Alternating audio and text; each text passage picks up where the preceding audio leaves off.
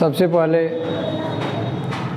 आप लोगों को चैत्र रामनवमी की हार्दिक शुभकामनाएं और रमज़ान की भी ढेर सारी हार्दिक शुभकामनाएं।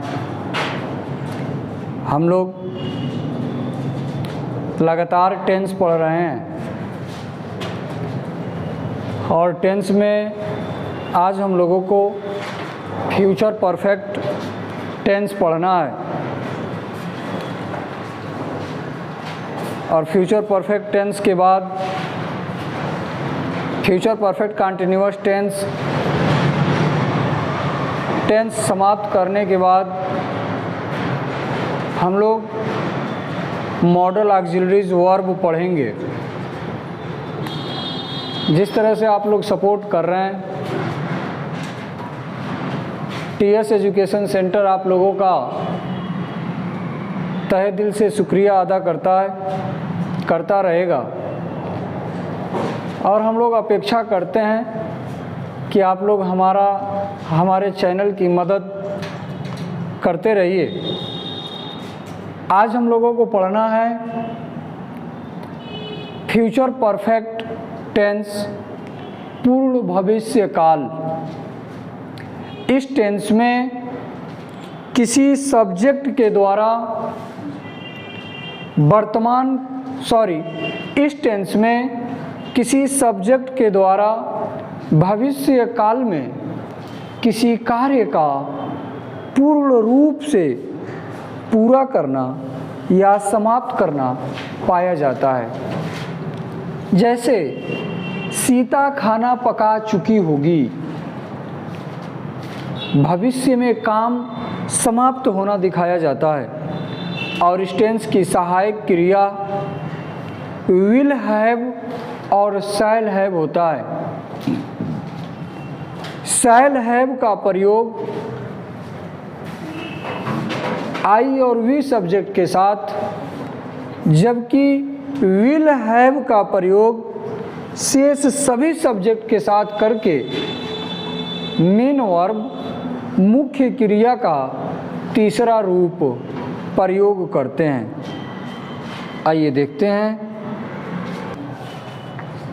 दिया है फ्यूचर परफेक्ट टेंस। इस टेंस में किसी सब्जेक्ट के द्वारा भविष्य काल में किसी कार्य का पूर्ण रूप से पूरा करना या समाप्त करना पाया जाता है। इसका पहचान है इस टेंस के हिंदी वाक्यों के अंत में चुका होगा, चुकी होगी, चुके होंगे आदि शब्द आते हैं। अनुवाद बनाने का नियम। इस टेंस में अनुवाद करते समय आई और वी सब्जेक्ट के साथ सहायक क्रिया शैल हैव तथा शेष सभी सब्जेक्ट के साथ विल हैव का प्रयोग करके मेन वर्ब का थर्ड फॉर्म प्रयोग करते हैं। Subject plus will oblique shall plus have plus V3 object plus ETC। कह रहा है वह शाम तक आगरा पहुंच चुकेगा। He will have reached. ये ही सब्जेक्ट हुआ, ही के साथ सहायक क्रिया विल हैव और मेन वर्ब का third form he will have reached Agra by evening, शाम तक। वे दोपहर तक यहाँ आ चुकेंगे। दे विल हैव रीच्ड, आ चुकेंगे। एराइव्ड भी हो जाएगा, ARRIVED, एराइव्ड माने आ पहुँचना, रिच्ड माने पहुँचना। They will have arrived here by noon, दोपहर तक। श्याम कल तक अपना काम समाप्त कर चुकेगा।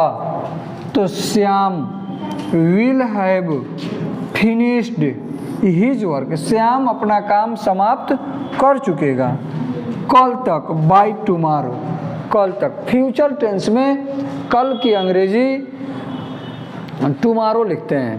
राधा खाना पका चुकी होगी, Radha will have cooked food.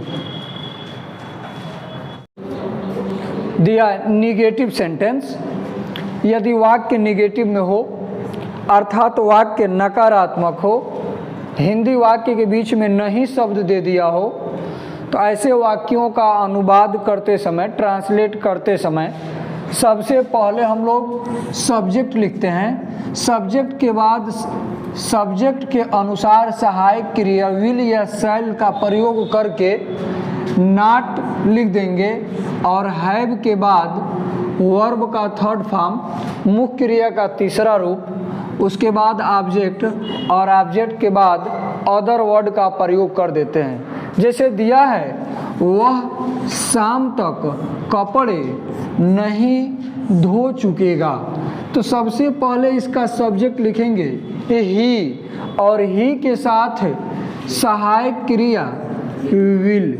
अब देखिएगा इसके साथ लगता है विल हैव, लेकिन हैव नहीं लिखेंगे, निगेटिव में है तो नॉट के बाद हैव लिखेंगे।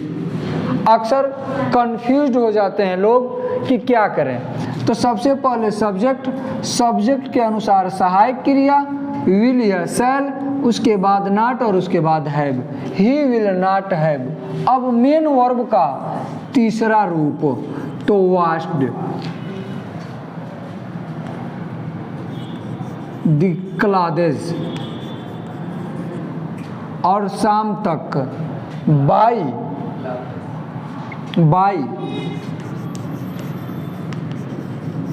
Evening.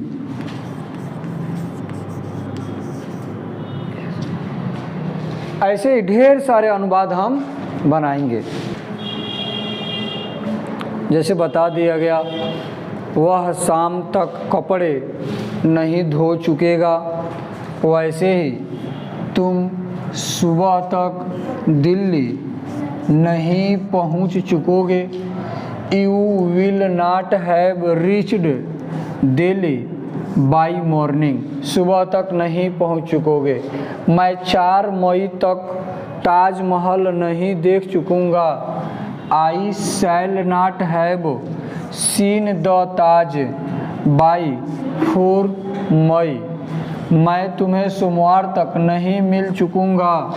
I shall not have met you by Monday. चौकीदार रात तक यहाँ नहीं ठहर चुकेगा।